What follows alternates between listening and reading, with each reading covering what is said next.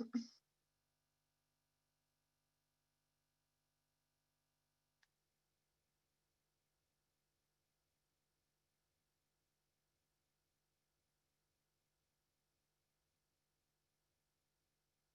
Kristen. Hi, how are you? Good, good. Oh, nice to see you. I'll put my video on in 1 minute. Hmm? I'll put my video on in 1 minute. No rush. I normally say hi to test audio. Okay. Patricia? Awesome. Hello. Awesome. Hi, good to see you. Hi, Counselor. Great to be here. Great. So just making sure all of our technical issues. Oh, Counselor Flynn's just joined us. Hi, Counselor Edwards. Hello. Oh, good. It's starting to get lonely. Let me see. I think I also have a list of attendees from the city as well. Let me just make sure.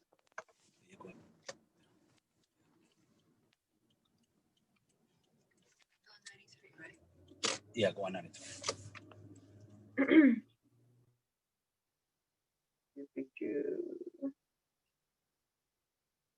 Okay, now.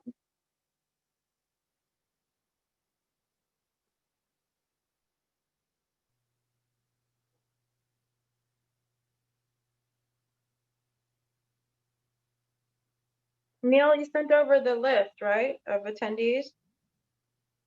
Or Christine, I'm sorry.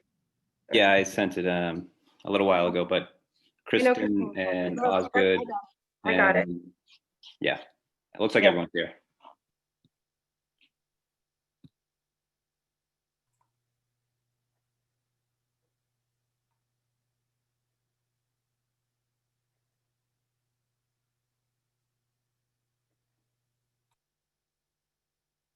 Is it Chief? Or Chris? Apologies, Counselor. Hi. So, I just want to make sure I announced your titles correctly. Is it Chief? I forget all the time. it is formally, yeah, Chief of Streets, but. And then. We've also got obviously Commissioner McCosh. Yep. Is it Commissioner Kristen McGosh?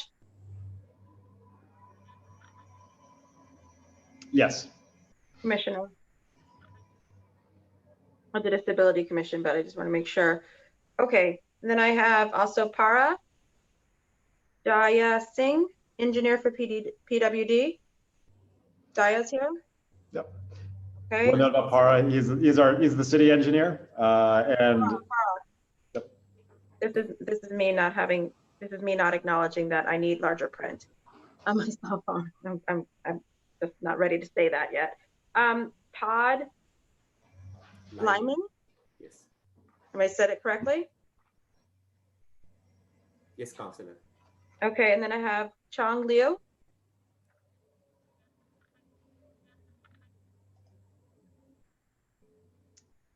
As well. I see Counselor Flaherty's joined us. Is Chong not available? The attorney for PWD. Chong should be here. I thought he was going to join. Let me check. I don't see him. Could be waiting. There's a number 617-888-9461. Could that possibly be Chong? Could be. Todd, do you have his number? Yeah, that sounds like Chung. Let me check. Can you hear me? Yes. Hey, Chung. There he is. It's Chong? Okay. Yes. Can you hear me now? Yes. Okay, thank you. Sorry about that. No problem. So just wanted to make sure I had went through everyone's name, made sure I can get their titles correct, and also just confirm that they're here. Again, I just have Counselor Flaherty and Counselor Flynn with me right now. I'm going to tell my colleagues in 2 minutes we're going to start. And okay. Perfect. Sounds good.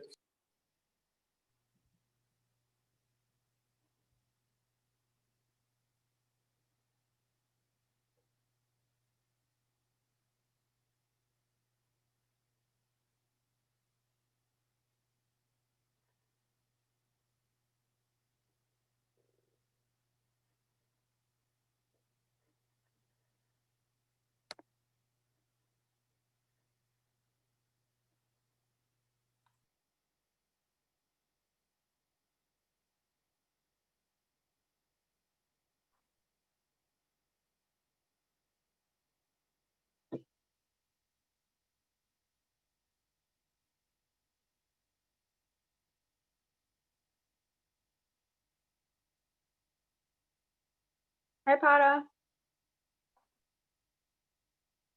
So good to see you, Counselor. I hope you are staying safe. This little virus is a very cheeky little virus, and it's mutating and it is being very cheeky. So please be careful. I am trying my best, but I have to say I'm so impressed with the bridge you're building, North Washington. Thank you. Thank you. I go to Charlestown oftentimes over that bridge, and just to watch the new one get built at lightning speed because of the makeshift temporary one, it was the best thing we could have done for the community. Yes. Counselor, hopefully I will remember, we have a scaled version, like a small, when I say small, it's kind of about 10 feet long, miniature version of the new bridge. I'll try and take a picture and send it to you, so this way you will know what the final baby will look like. I will, yeah. Keep hope alive. Like, this is to remind people what we're getting to. Yes. We've been joined by Councillor Braden and Councillor Sabi George. Let them in, and then we'll just go ahead and get started.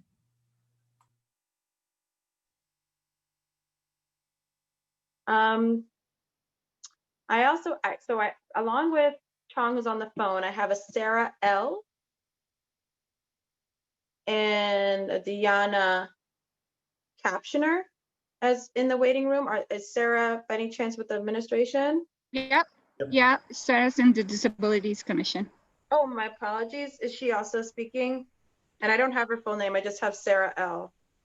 Yeah, she's not speaking, but she's very much present. Fair enough. And then also Deanna.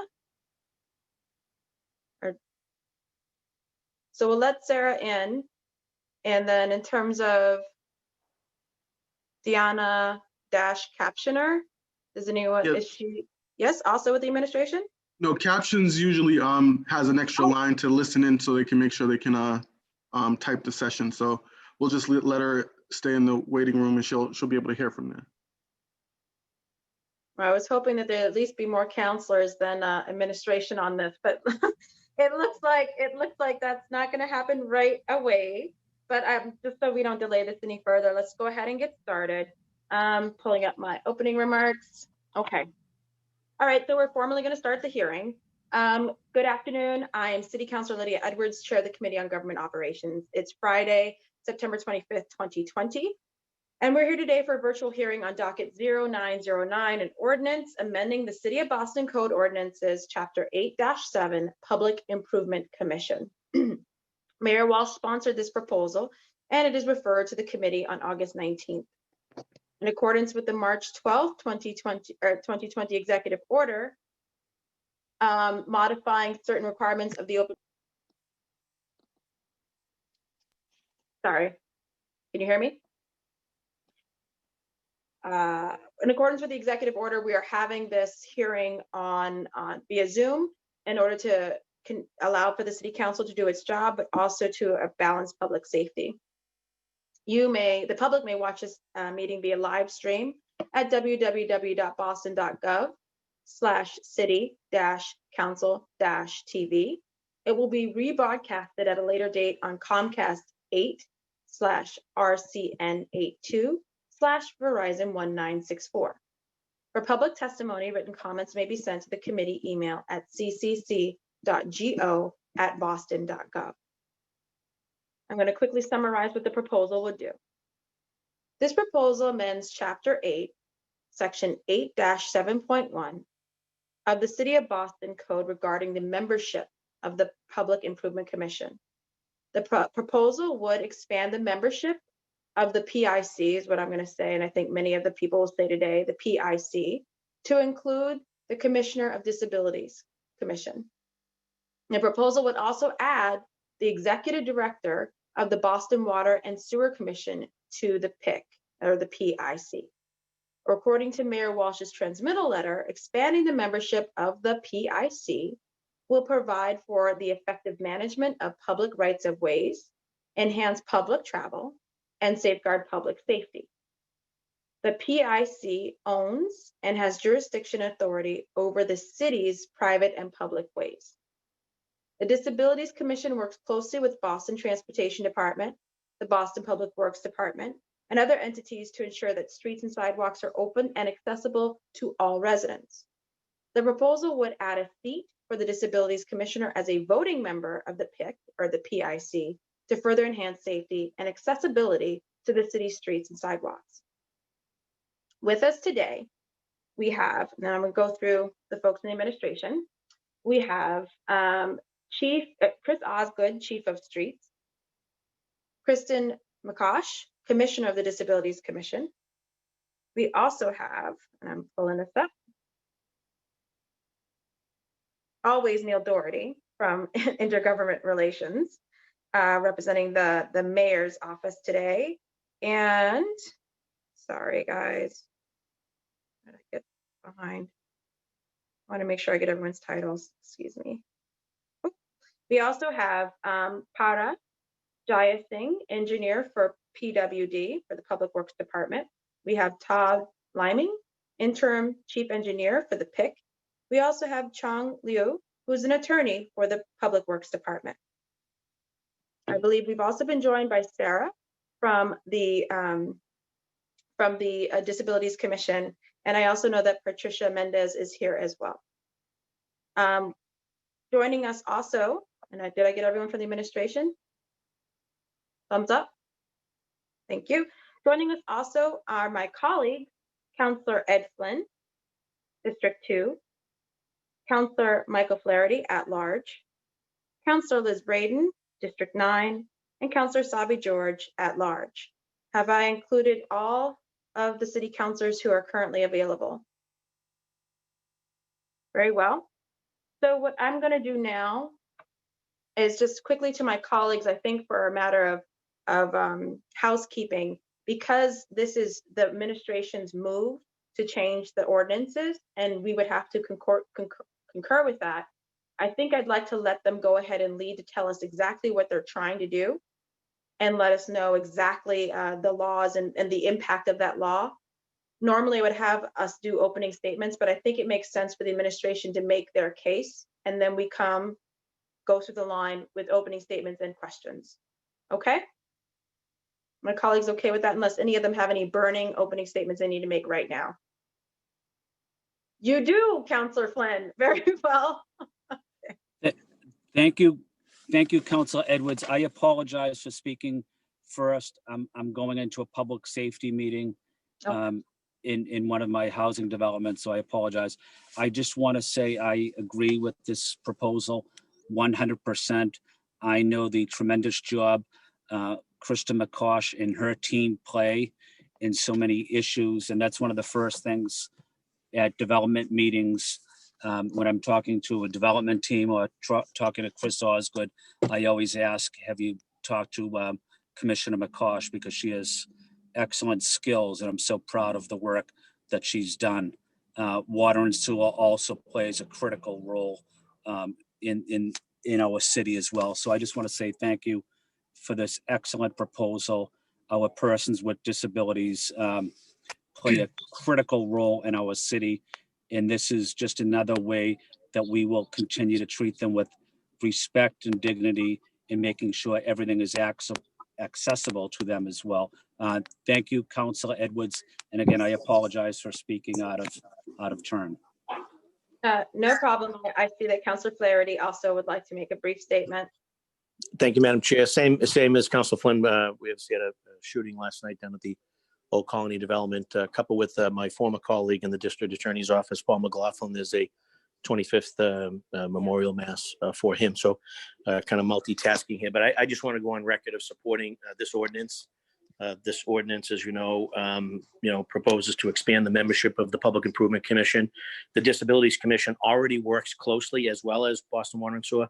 They work very closely with Boston Transportation Department, the Public Works Department, and various other entities to ensure that the streets and sidewalks are accessible to residents and to visitors. And oftentimes our offices get pulled into things. I can speak, Council Flynn and I recently, an issue on Emerson Street, and also an issue down on Old Colony Avenue with respect to just flagrant violation and or just not adhering to the Public Improvement Commission's mandates or orders. So that said, given how rapidly our city is growing and there's so many planning initiatives occurring around the city, I read with interest the one obviously in your district this morning, and so many others. I feel that the District Disabilities Commission and Water and Sewer deserve to have a seat at the table, and obviously to have that relationship codified. And I'd like to publicly thank the great work that Commissioner McCosh does, someone I know very well and grew up with in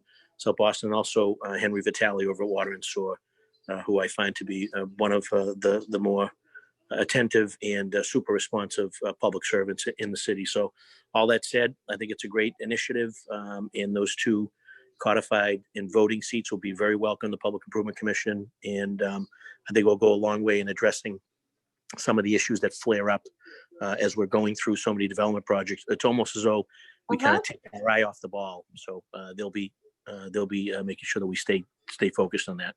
So thank you, Madam Chair, and I look forward to hearing some of the testimony before I have to run off to this meeting.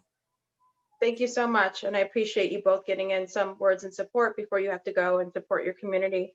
I will, I guess, Councillor Sabi George or Councillor Braden. Councillor Sabi George says no. Councillor Braden. No opening comment for me. Thank you, Madam Chair. Look forward to hearing the testimony. Thank you very much. All right, so let's turn it over to the city. I believe the lead today will be Chief Osgood and Commissioner McCosh. You're on mute, Chris. You would think by now that I would be able to figure that out. Thank you so much to Councillor Edwards, Councillor Braden, Councillor Sabi George, Councillor Flynn, Councillor Flaherty for convening this hearing. And really thank you to each of you for your sort of consistent and committed focus on safety and accessibility on our streets.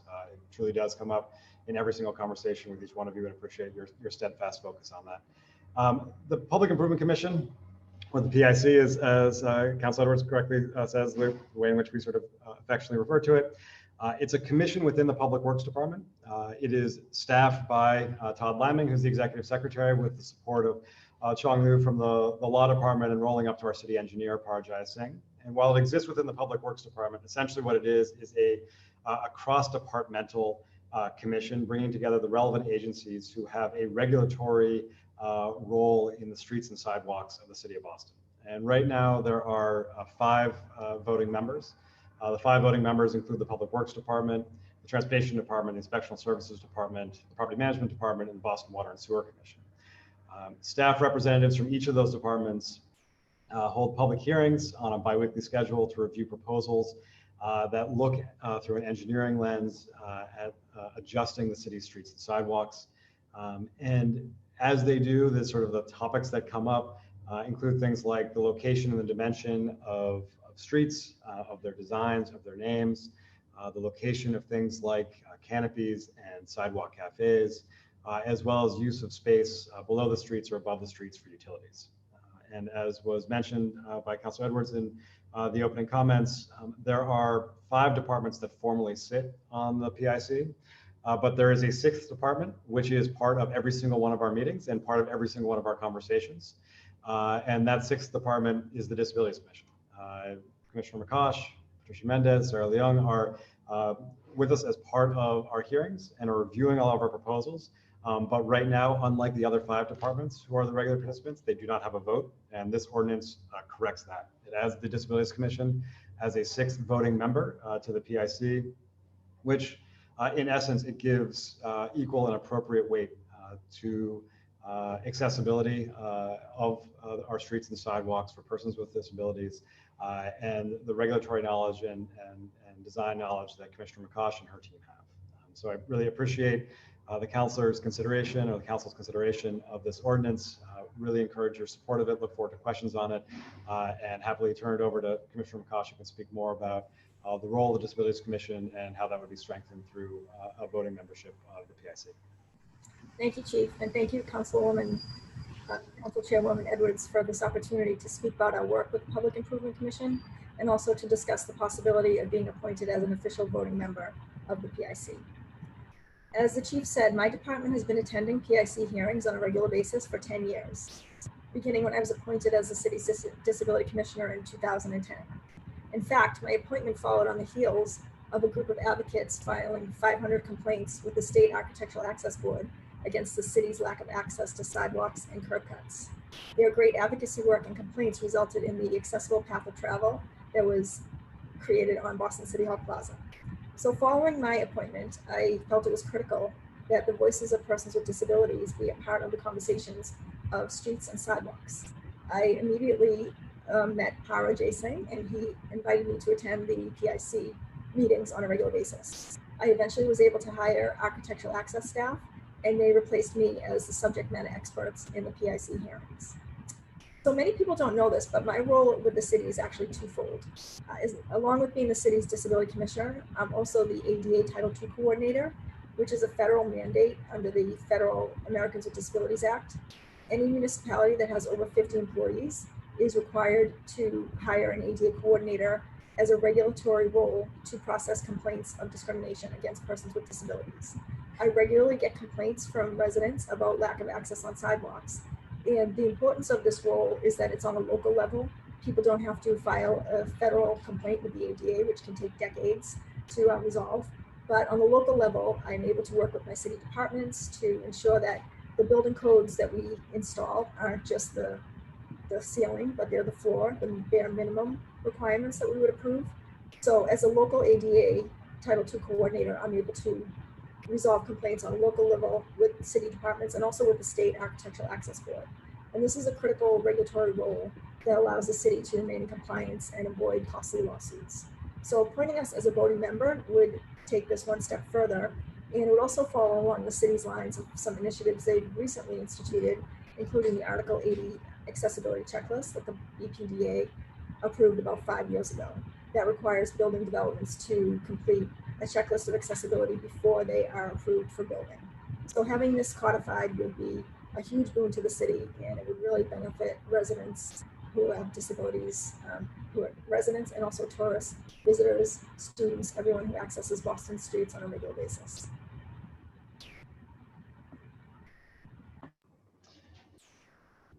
Is anyone else from the city going to speak? Parata, Chung, Sarah, Patricia.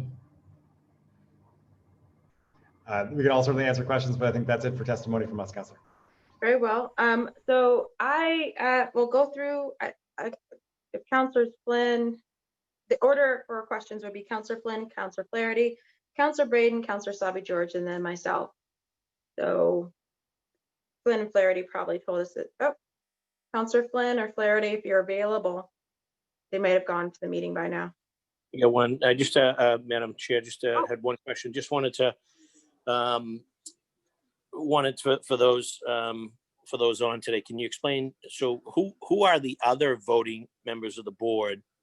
And also just briefly, and this is really for those who may be tuning in, who really don't understand how the PIC works. So maybe the chief can just give sort of just a brief synopsis as to what's the process by which a proponent is required to go to the PIC. And I say that only because because of the parking crunch in particularly the densely populated neighborhoods and all that new construction, everybody trying to put cars on that first level or coming to the city for curb cuts because they have some front yard space or access maybe to an adjoining easement for a driveway next to their home.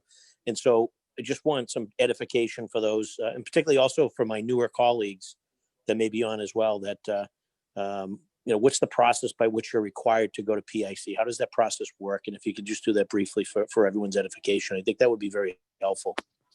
Sure. I'll start, Councilor, and then Parata, Chung, in particular, feel free to add. So first on the question of who the voting members are. So today, the designated voting members are the Commissioner of the Public Works Department, the Commissioner of the Transportation Department, the Commissioner of ISD, the Commissioner of Property Management, and the Executive Director of the Boston Water and Sewer Commission, or their designees. And I would just sort of underscore the or their designees because in most cases, it is essentially an engineer on their teams who is the actual voting member, the actual representative who attends the PIC meetings. To your second question, sort of what is on and what is overseen by the PIC and what is not. I think the parking example is a very perfect one. So things like regulatory changes to the curb. Are there parking meters here? Is it visitor parking? Is it residential parking? Things like that. Those are determinations solely by the transportation department. The PIC focuses on sort of physical changes to the street, which, exactly to the councilor's point, would include things like if a new development is coming in, where the driveway might be for that new development, but not how many parking spaces might be inside that building. It would consider what does that new curb line physically look like? How wide is the sidewalk? How are the tree pits spaced? Things like that. But it wouldn't consider necessarily the rules of the sidewalk itself. So anybody who's basically making a permanent change to the public right-of-way comes through the PIC process, and essentially this is that internal review process led through the Public Works Department, but convening all these different groups to review and ensure that from a regulatory perspective, the projects are following the appropriate coding perspective. Team, anything you guys want to add or amend from that? Go ahead, Par. No, Chief. Again, as the Chief said, any physical changes to the roadway comes under the purview of the Public Improvement Commission, not the use of that space, but the physical structure of that space. And that is just not the surface councillors, it is what happens on the airspace and what is under. So basically from the center of the earth to that whole volume, which is being managed by the Public Improvement Commission. And the key word is, it is the public space. And that is why this commission was structured to safeguard its use. Thank you, Chief, and thank you, Para, and thank you, Madam Chair. Thank you. Kristen? Yep, I just wanted to add that the issues that would affect accessibility, the main issues that my team looks at are surface materials of sidewalks. A lot of developments want to put in all brick or pavers. So we advocate for a 5-foot wide path of concrete, path of travel, and to have bricks on the edges of the sidewalks, and then also width and slope. We know that the engineers look at these things, but my team is able to take a deep dive to ensure that they provide ideal access for people with not only physical disabilities, but people who are blind, people who have other types of gait issues and balance issues. And it's really critical to get that look at the plans before they're approved. Just wanted to let you all know we've also been joined by Councillor Bach. I'm going to go on to Councillor Braden. I'm assuming Councillor Flynn might be in the middle of the meeting. So Councillor Braden. Thank you, Madam Chair. Councillor Flaherty's question actually helped preempted one of my questions. So understanding who's on there and the role as a physical therapist by profession, I really welcome this initiative to add someone from the Disabilities Commission onto this pick. I recently had the opportunity to go out to Washington Street over where B'nai B'rith, the Covenant House is, and observe traffic situations that are incredibly hazardous to elders and folks with disabilities. So I really welcome the additional insights that Commissioner McCosh will bring to this conversation. Although she's already participating, it's nice to give her a vote on these issues. And just a question for Commissioner McCosh, what is the biggest issue that you see that you have to deal with right now in terms of the public right-of-way and disability accessibility from the disability community? We've been working with the PIC for so long that we've tackled a lot of the major issues. We have a policy for sidewalk materials. We have a policy for sidewalk cafes. But now we know since COVID hit and even before COVID, cities are looking at different uses of the streets. So now we have restaurants in the streets. We instituted a ramp program so that people would have access from the sidewalks to the streets. We have a lot of bike lanes that are becoming permanent. And you mentioned intersections.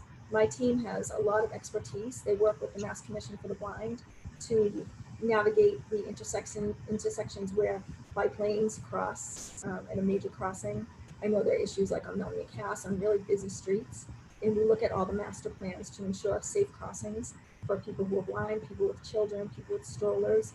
So really, I would say our biggest work right now is with the changing use of the streets. And it's just so critical that my staff has the really specific knowledge of people with disabilities that are blind, people with mobility challenges, because engineers know the physical requirements, but they don't always know the needs. So Yeah, we merge that knowledge and weigh in on it. that's good to know. The one issue, changing use of the streets. We have so many more people using bicycles, and they need to park their bicycles when they go into the business districts, and sometimes they are not parked in a very, very safe. So one issue I would like to raise up is, you know, the need for some parking locations for bicycles that are not, it's not a blue bike, it's folks who own their own bicycle, but a place to safely secure their bicycle and have it safely parked so that someone with a disability or someone with a visual impairment isn't impacted by that bicycle. Issue has actually come up at our Disability Commission Advisory Board, and my staff is working on a bike outreach plan right now to partner with bike communities, colleges, to ensure that bicyclists know the rules of the road and are aware of people with different disabilities, because that could affect someone who's deaf if they can't hear somebody coming on a bicycle.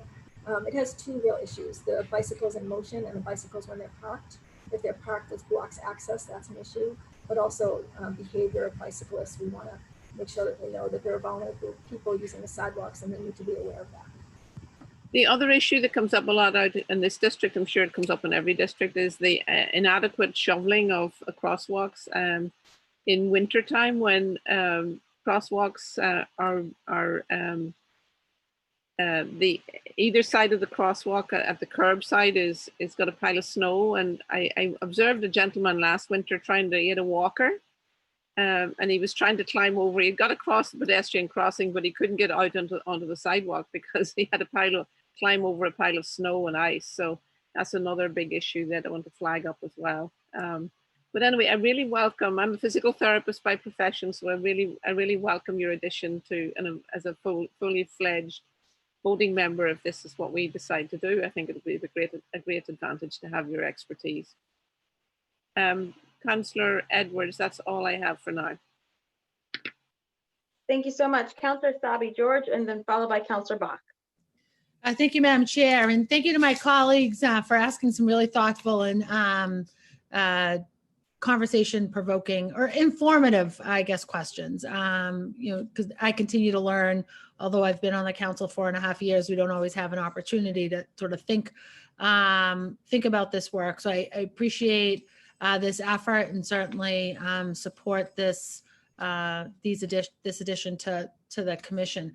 I am curious, are we missing somebody else? You know, if we're taking this opportunity to add to the commission, is there another body that's maybe missing that we should be looking at? Another interest, I should ask. I don't know if anyone is at liberty to answer that question, or Chief Osmond. I think it's a great question. I think there's a reason why we're focused specifically on the Disabilities Commission for this one. With great credit to Todd, there's a lot of outreach that happens with every PIC submission, but for the actual PIC meetings and the actual sort of like deep participation, it really is right now these 5 departments plus the Disabilities Commission, and it's Sarah and Patricia who are with us in every single one of our meetings, and being able to allow the commissioner to have a vote in addition to a voice as part of the process seemed like the right next step, given all the engagement which they have already put in, to the commissioner's point, over the last 10 years. No, thank you, Chief, for that. I don't know if anyone else has anything to add, but I don't have additional questions. I appreciate everyone's thought on this. And that's it. Thanks. Thank you, Madam Chair. Thank you, Councillor Bach. Thank you, Madam Chair. And I'll just say I was able to watch the hearing from City Council TV before I was able to join on Zoom, so I have been following. I think it's a great idea to have the Disability Commission have that official vote along with the voice. I think I just have one sort of technical rules question, which is you're going from a commission with a 5-member body to a 6, which of course creates the possibility of ties. And although I assume that the way that you guys proceed is that generally you're reaching consensus or supermajority, I just wonder, Chief Osgood, whether you all have thought at all about decision procedure in the case of a tie vote. Chung will likely, from the law firm, can certainly add to this. I think there are two things. One, this changes quorum. So quorum goes from 3 members to 4, a small for the PIC. To your point, these are largely sort of engineering and regulatory decisions, and a lot of that is worked through over the course of consultation in advance. So I think the likelihood of deadlock on any issue would be unlikely. But Chung, I don't know if there's other things you'd want to add. Absolutely. Thanks for this opportunity, and I would like to mention the PIC is a public process, and the public has right to know.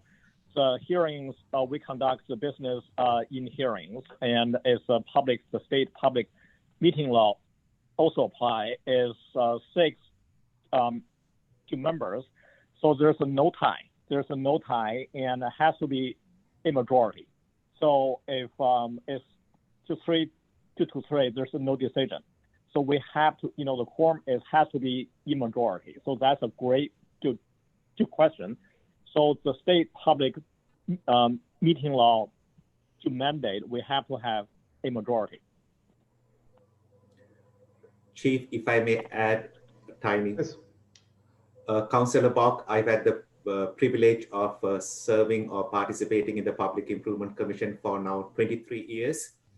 And so I can give you a little summary of how the votes have been over 23 years.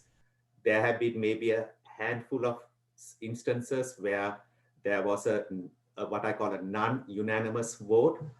And in those 5 or 6 instances over a period of 23 years, it was just one vote that was opposing, and that may have been done for reasons which I don't know. But you ask a very technical, logical question as to how do we have a split vote, like a 3 versus 3. There's great care that is taken by the commission members, staff, to ensure that there is a common understanding as to what needs to be done. Once in a while, maybe once every 5-10 years, there's a super controversial issue that comes up. But so far we have managed to overcome all of those. So mathematically, yes, it could be an awkward situation, but the great leadership that is given forth by the commission members, the PIC staff, myself included, we try and manage things so that the situation doesn't try to manage us. Thank you, Para. It sounds more like we've had the privilege of having you serve on the PIC for 23 years. But I appreciate that context and also appreciate John's answer. It sounds like from a decision procedure perspective, a 3-3 vote would be a non-decision by the PIC. So yeah, that's good to know. In response to Councillor Asabi-George's comment, I would be remiss as a historian not to say that I can think of another entity that could be in the mix for the conversation about the public realm in our city, and it would be a sort of landmarks historical preservation angle. But that's just a thought for another day. I did want to ask Commissioner McCosh, and again, this is just taking advantage of you all being here, but I think one of the things that's come up with outdoor dining, right, is the issue of curbs and the fact, and obviously, the city's done a lot to try to provide ramps to people and makes those that street dining accessible. But I know in the neighborhood of Beacon Hill that I represent, the place on Joy Street where we did a project a while back that gave a kind of shared street context where the sidewalk is flush with the street is very popular, and it's popular also in a context in which people walk on the street quite a lot. I wonder if, as we think about using our curb space more expansively in the future, whether the PIC and the city is thinking at all about where the opportunities are, not just in terms of sidewalk materiality, but to actually bring sidewalks to grade with streets in places where the sort of use and circumstances would make that appropriate. Yes, I know that the Public Works Department does work on shared streets, and we've collaborated with them. I know there's one on Union Street now. That was the most recent one. And we always get input on that, and they always seek our input, but I don't know if the Public Works staff wants to talk more about that. I would know. Well, go ahead, Par. Sorry, Chief, you first. Go for it. Councillor, shared street is something which we are always striving to, so that the conflicts between pedestrians and vehicles are balanced.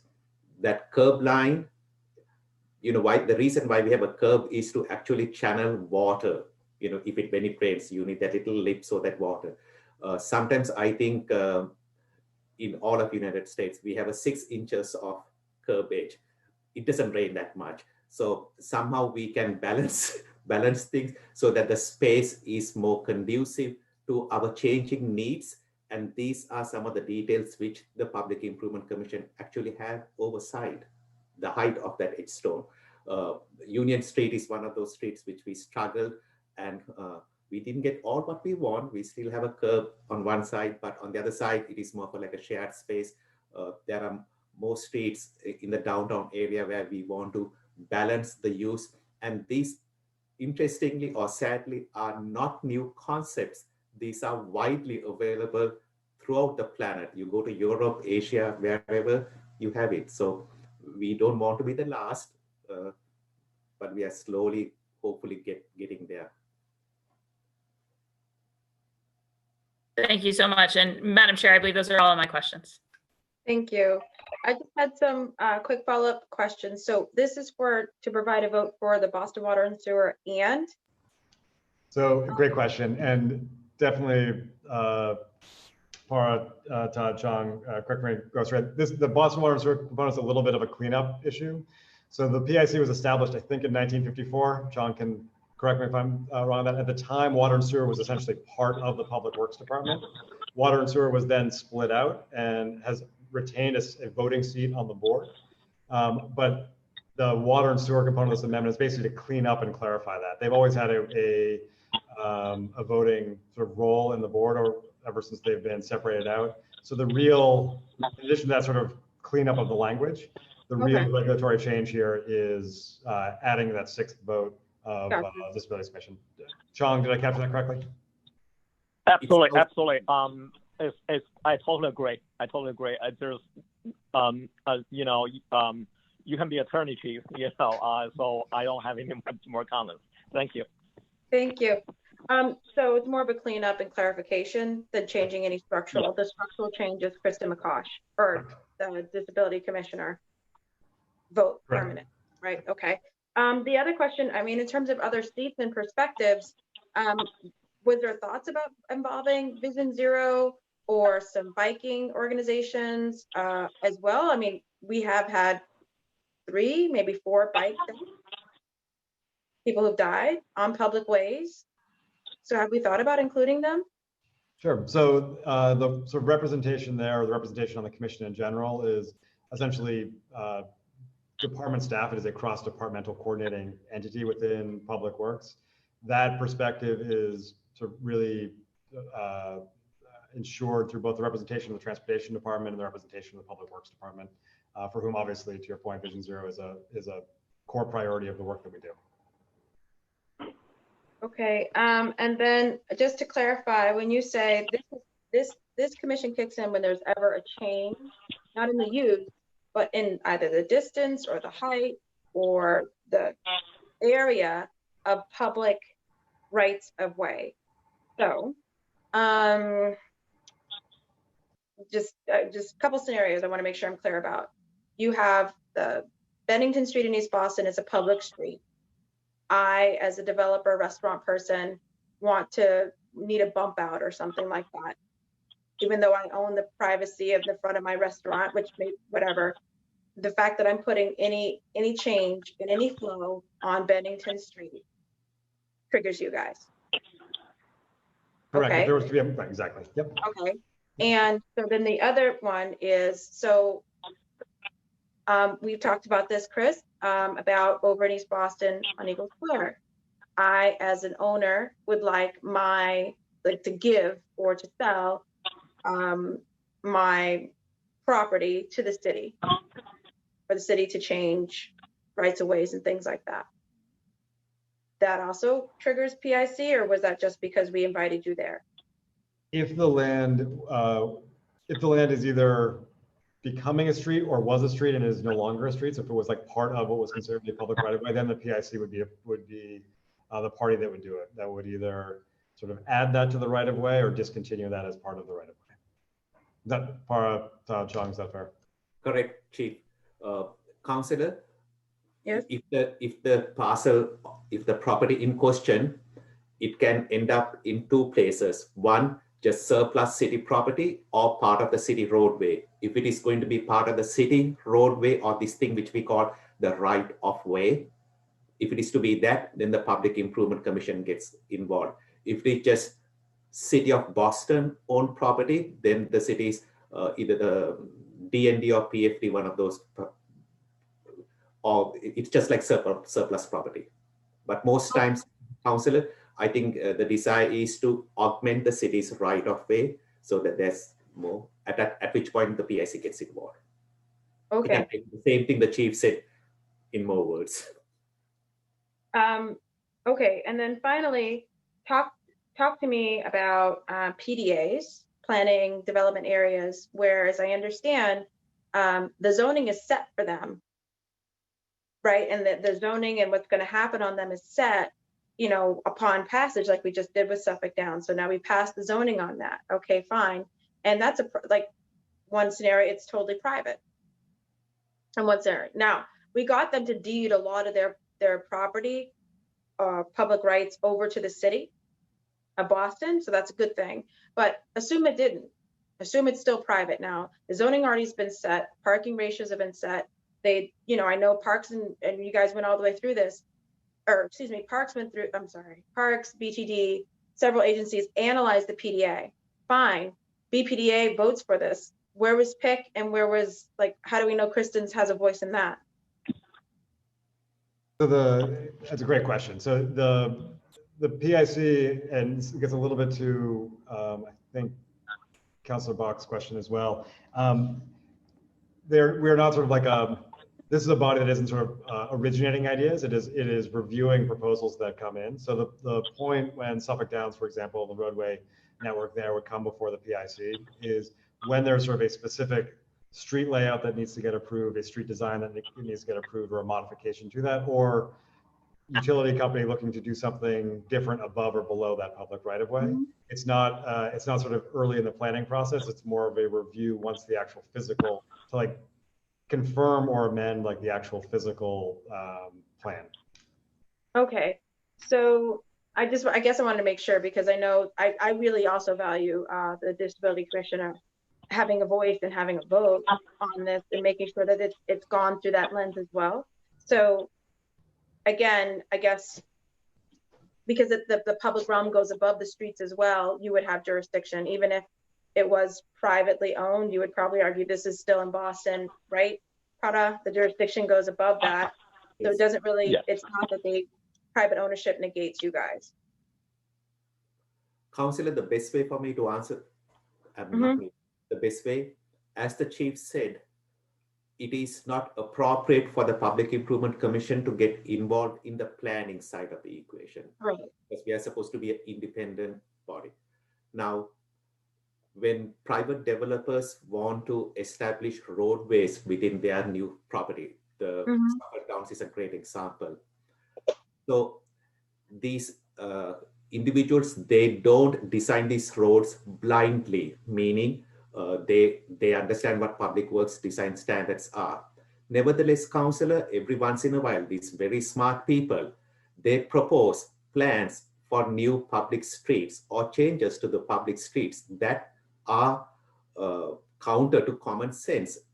And that is when we engage over the last 10 years or even longer, we engage the Commissioner McCause's team to correct those. So the Public Improvement Commission, another way I like to say who they are, even though we have a very formal title saying the regulator of the public, not the regulator, the guardian of that public space, it is like the last safety net. So irrespective of what developers may take shortcuts in not giving consideration to the pedestrian paths of travel. When it comes to the Public Improvement Commission, since they are the ultimate landlord, they get to say what it needs to be. And that's a very decisive and powerful position. And until the Commissioner McCosh, the desire to have the commissioner be part of this commission is so that the area of responsibility which Commissioner McCosh has, it is now codified as a voting member, not just that it's a sensible thing to do. Commissioner McCosh, if you could add to what I'm trying to say, with all the drama which we have now, as a voting member, you can tell some of these people to go pound sand. I'm sorry for me saying things of that nature, but No, Commissioner, if you could rescue me from saying more silly things. Thank you, Kara. Councilor Edwards, I would say, first of all, that my staff, Patricia and Sarah, Patricia is a registered architect and Sarah has a degree in architecture. So they know, they're subject matter experts and they've learned so much about accessibility. Patricia serves on the State Architectural Access Board as a voting member. So we really have that expertise and they are involved very early on in all the developments. They attend the scoping sessions, which BPDA puts out for everything from concept to ideas and things that aren't yet built. So they are involved in the process very early. In fact, we were just talking this week about Suffolk Downs and the street layout. So my staff does get input on those projects.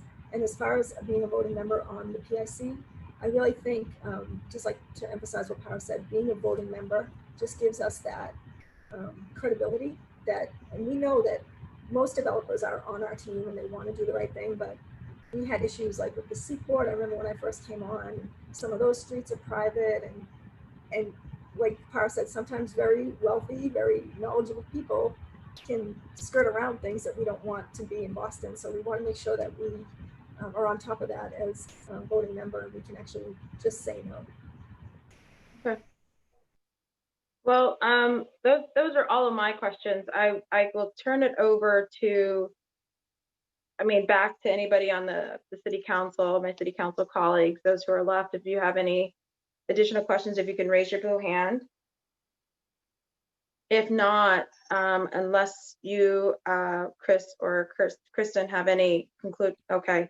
Then I think at this point we've kind of covered the issue, and I think we all see the value in having a permanent seat with a perspective from the commission as necessary.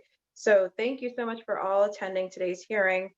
With that, I'm going to close out the hearing. I don't have a gavel, so I always clap. Job well done. Bye. Thank you all. Thank you, everyone.